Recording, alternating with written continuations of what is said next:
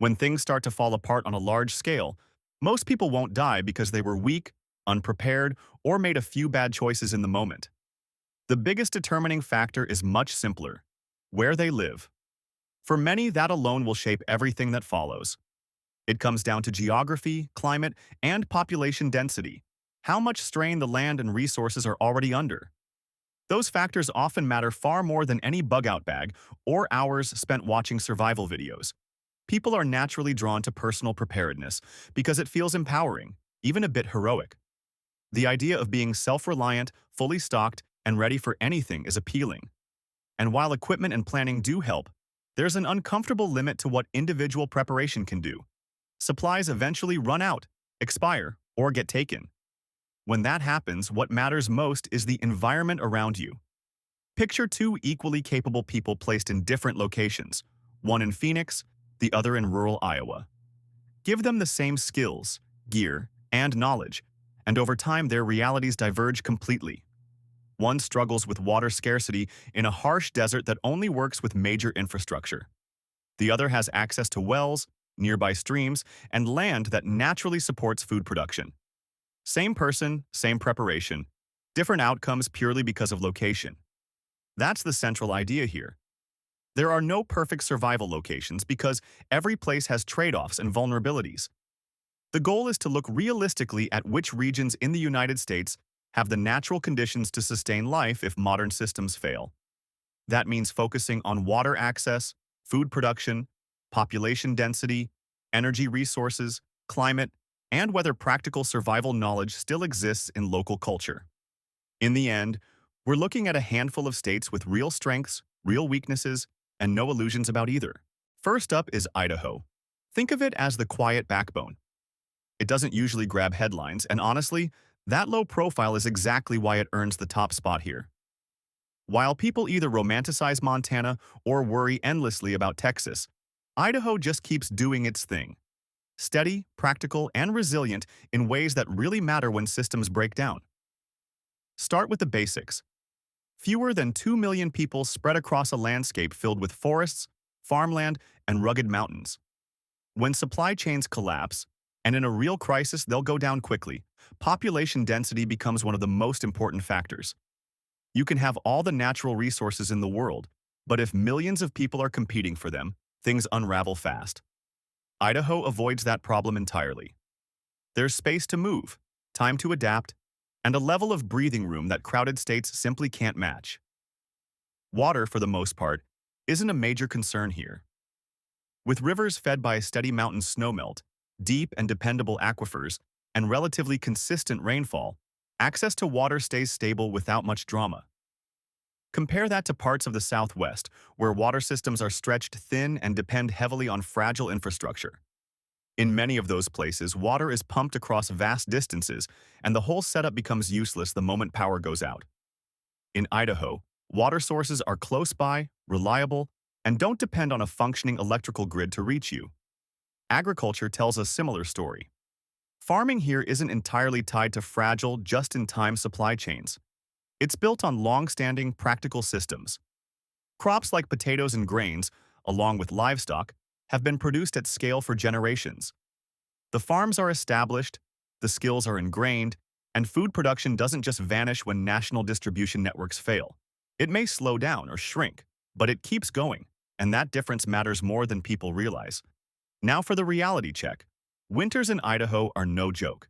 If you're not equipped to heat your home without electricity, whether that's through firewood, a working fireplace, or a wood stove, you're facing serious risk. This isn't just discomfort. It can quickly turn into a life-or-death situation. The upside is that Idaho's rural communities haven't completely lost touch with traditional skills. Working fireplaces are still common, and activities like hunting and fishing aren't treated as hobbies. They're part of everyday life for many people. Those skills get passed down through generations, and that kind of lived knowledge is far more valuable than anything you could learn from a guidebook. At its core, Idaho represents simplicity in the best sense of the word. When complicated systems fall apart, it's the simple, grounded places that tend to hold up the longest, and Idaho still fits that description. Second on the list is Montana, a place where the sheer amount of space commands respect. If Idaho offers breathing room, Montana cranks that idea to an entirely different level. The population density drops even further here. You're looking at fewer than 1 million people spread across an area about the size of Germany. Just pause and take that in for a moment. When it comes to competing for resources during a collapse, Montana barely even registers as a problem. There simply aren't enough people relative to the land and resources available to trigger the kind of chaos that tears communities apart. But all that open space comes with a trade-off: isolation, and lots of it. Montana has a way of constantly reminding you just how alone you are out there. The distances between towns are massive, and the roads, whether winding through mountain passes or stretching across endless plains, can become completely unusable in harsh winter conditions. Once supply chains fail, each community essentially turns into its own island. That isolation can either protect you or doom you, depending entirely on how well prepared you were before everything shut down. On the resource side, Montana has a lot going for it. Rivers are full of fish, forests are rich with game, and there's plenty of land suitable for farming. The challenge isn't availability, it's timing. The growing season is incredibly short, often giving you just 3 to 4 frost-free months in a good year. That leaves no margin for mistakes. Plant too late, harvest poorly, or store food the wrong way, and you could find yourself running out of supplies long before winter ends. The land can be generous, but only if you approach it with discipline and respect.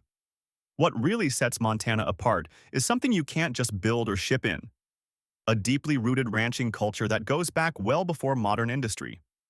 There are still people here running operations based on seasonal rhythms that would look completely familiar to someone living 100 years ago.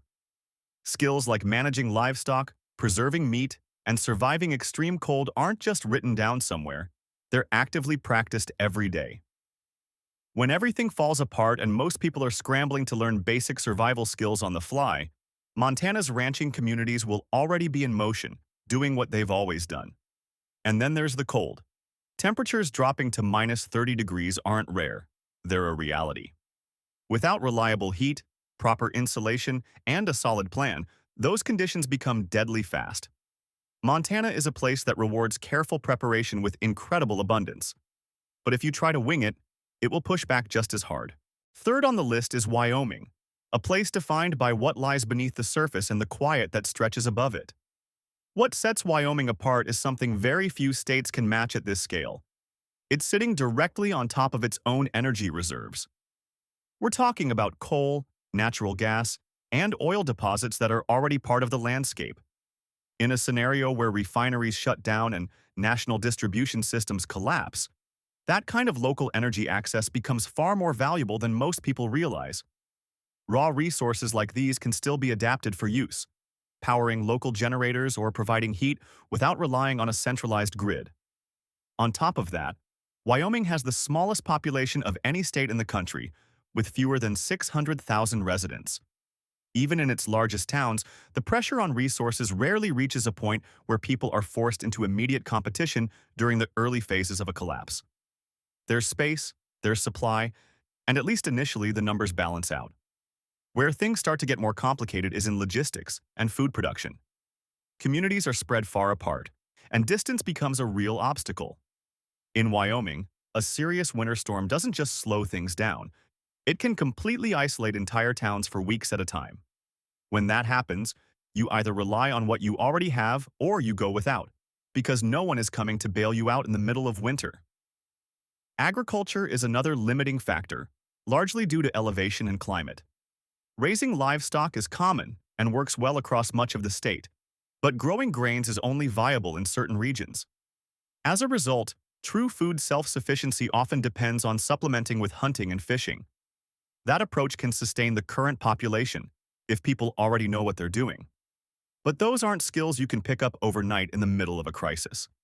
They take years of hands-on experience to develop properly. Wyoming is best suited for people who genuinely value independence and are willing to live with fewer comforts to achieve it.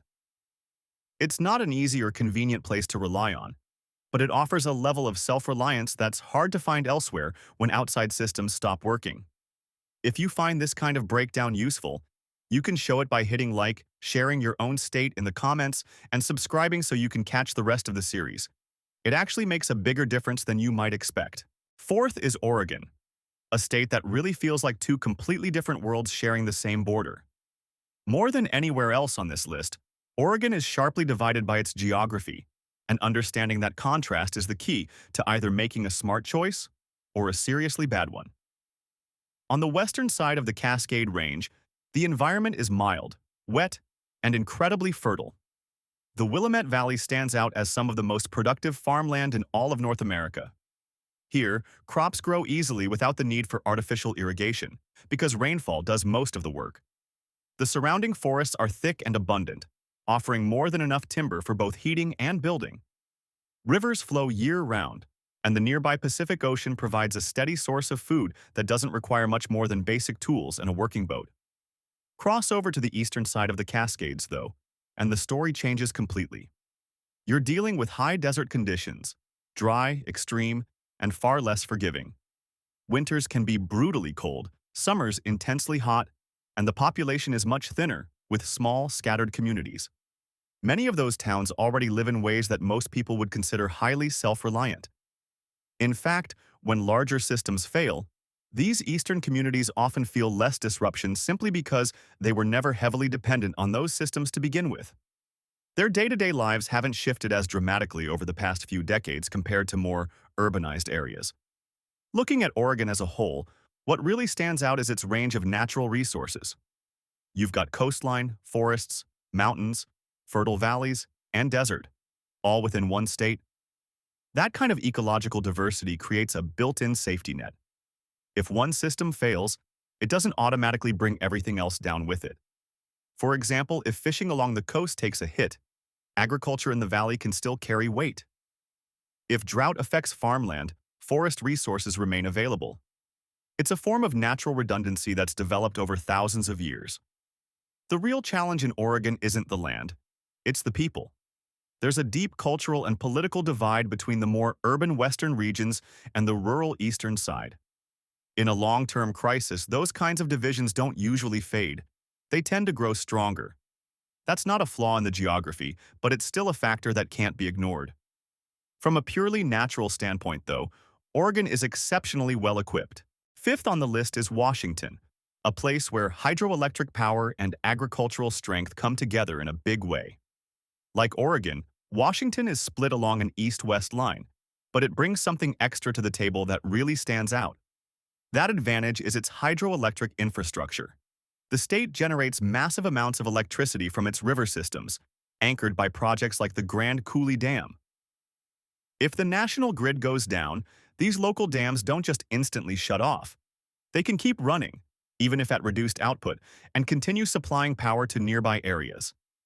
In a scenario where most places go dark, having even limited electricity is a serious edge. On the agricultural side, Eastern Washington is incredibly productive. The region grows apples, cherries, wheat, and hops, alongside supporting dairy operations. Under normal conditions, it feeds not just itself but many other regions as well. If transportation networks break down, that food supply doesn't vanish. It just becomes more localized. Instead of shipping out across the country, it stays within a workable distance and continues sustaining the people nearby. Roughly half the state is covered in forest, which means access to timber for both construction and heating is widely available. Fishing is also a reliable option, whether along the Pacific coast or within the inland river systems. Add in the abundance of wildlife across eastern areas, and there's a legitimate, ongoing source of protein. Another major advantage is the climate, especially in the western part of the state. Cities like Seattle experience relatively mild winters compared to much of the country. You're not dealing with extreme sub-zero temperatures there, and heavy snowfall tends to stay confined to the mountains. Winters are still cold and damp, but the energy required to stay warm is far lower than in places like Montana or the Dakotas. That matters more than it might seem, because lack of heat is one of the biggest threats in a long-term winter crisis. That said, there's one clear rule if you're thinking about Washington: avoid the major metro areas. The Seattle-Tacoma corridor has a population density that could become a serious liability the moment supply chains fail. Outside of those urban centers, though, the situation changes dramatically. In the more rural and interior regions, Washington offers a strong balance of resources and livability. It's a state where your exact location makes all the difference. And if you choose wisely, the advantages are significant. Sixth is North Dakota, the kind of place most people overlook until everything starts to fall apart. Ask the average American to name ideal locations for a collapse scenario, and North Dakota probably wouldn't even make the top 40. The winters are brutally cold, the terrain is flat and unforgiving, and the growing season is short. There's nothing about it that feels appealing or romantic, and that's exactly what makes it so valuable in this context. The population sits below 800,000, which isn't just low, it's almost shockingly small compared to how much food the state can produce. Under normal circumstances, North Dakota generates massive agricultural surpluses, feeding millions of people who live elsewhere. In a collapse scenario, that dynamic flips completely. Instead of shipping food out, it stays local, and now you've got less than 1 million people relying on it. The numbers speak for themselves. Energy is another major strength, and in many ways it mirrors what you see in Wyoming. The state has large-scale oil and natural gas production, along with the capacity to refine and use those resources locally if needed. That means power for generators, fuel for machinery, and heat for homes can all be maintained without depending on outside supply. It's the kind of advantage that becomes incredibly important when everything else starts to fail. Then there's the social structure. Communities in North Dakota tend to be small, tight-knit, and deeply connected. People know their neighbors, cooperation is the norm, and decisions can be made quickly because relationships are already established. In a crisis, that level of cohesion isn't just helpful. It can be the difference between making it through or not. Resources get shared, responsibilities are divided, and people look out for each other because there's no real alternative. But there's one factor you absolutely cannot ignore: the cold. Temperatures dropping to minus 40 degrees aren't unusual. They're part of the seasonal reality. If you're not fully prepared with reliable heating, stocked food supplies before winter hits, and real experience dealing with extreme cold, your chances drop fast. North Dakota doesn't give you much room to figure things out as you go. You either come in ready, or you don't make it through that first winter. Seventh is South Dakota. You could think of it as the more forgiving counterpart to its northern neighbor. It shares many of the same structural strengths as North Dakota, but without pushing conditions quite as far to the extreme.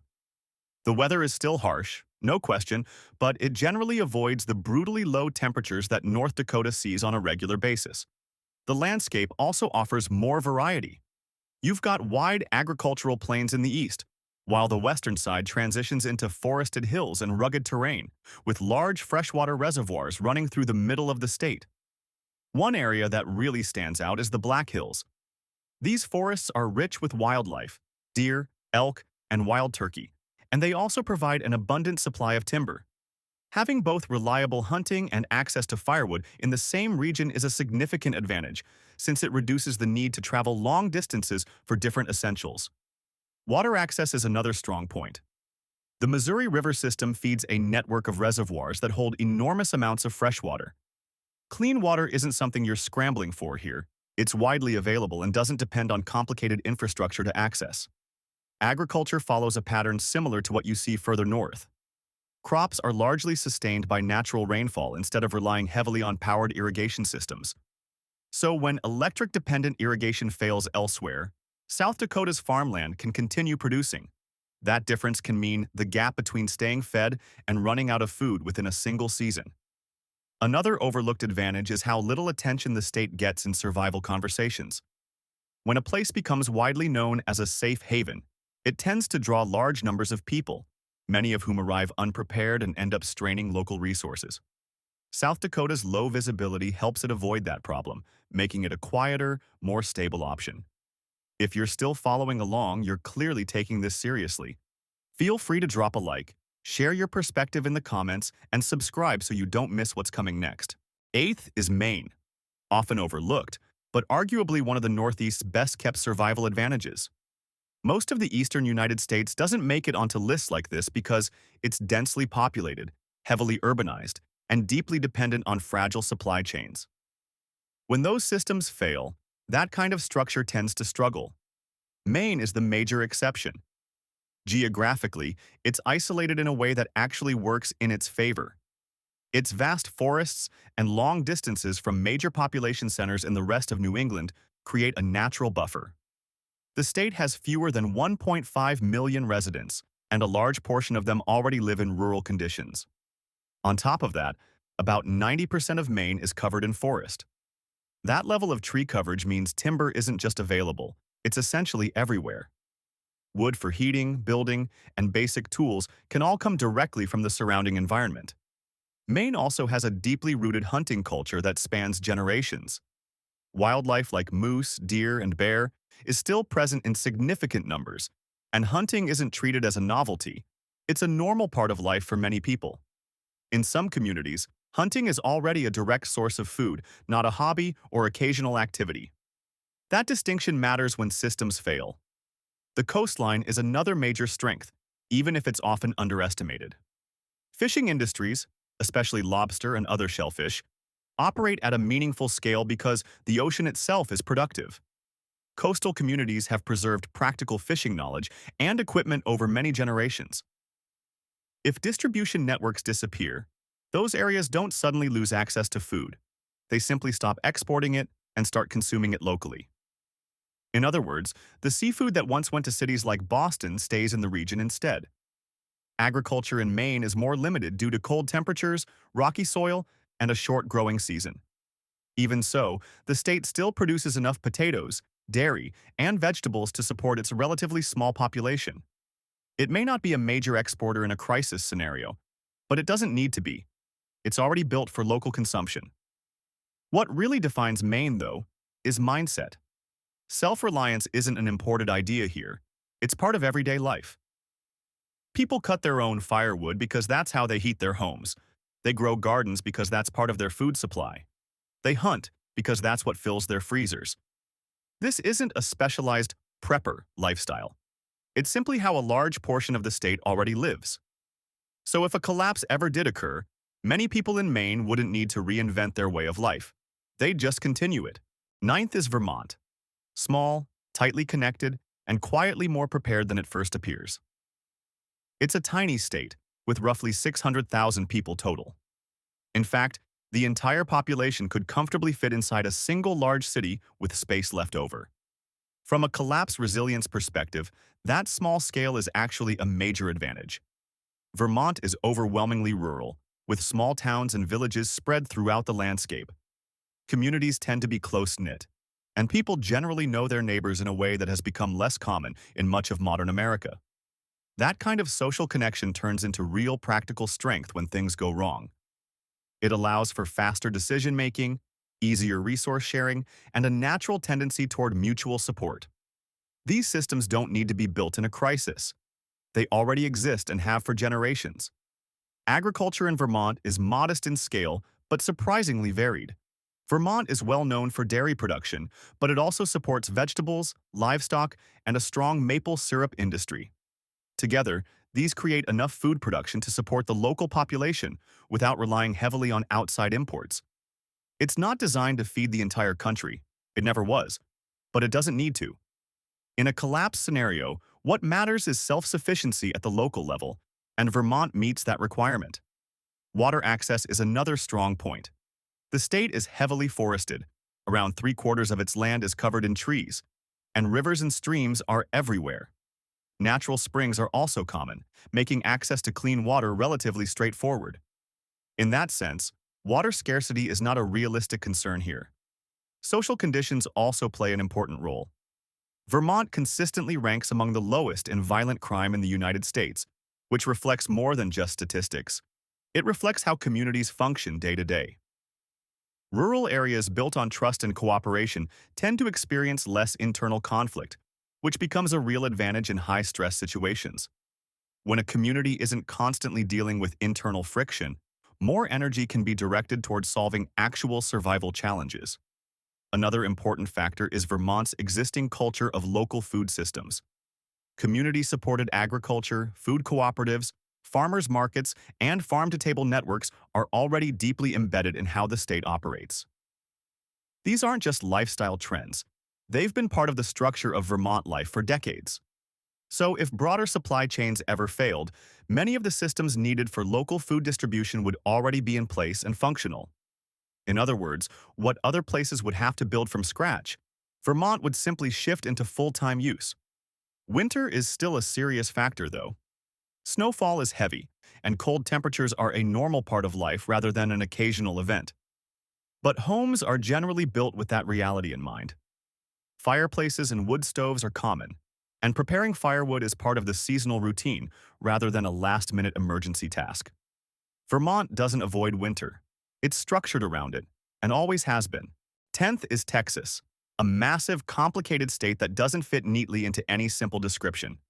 It's too large, too diverse, and too internally uneven to treat as a single uniform picture. But leaving it out would be misleading, because it contains both major strengths and serious vulnerabilities at the same time. The important point is that Texas isn't one reality. You have to distinguish which region you're talking about. With around 30 million people, any simple claim about statewide resilience quickly breaks down. Large cities like Dallas, Houston, and San Antonio would come under immediate pressure if supply chains failed. These dense urban areas would face intense competition for basic necessities very quickly. Outside those cities, especially in rural northern and eastern Texas, the situation changes significantly. Agriculture is enormous. Beef, poultry, corn, wheat, and cotton are all produced at massive scale. If national distribution stopped, that production wouldn't disappear. It would simply remain local. Even then, it could still support a large population. Energy is another major advantage. Texas runs its own largely independent grid through the ERCOT system. That gives it more ability than most states to maintain local power if the national grid fails.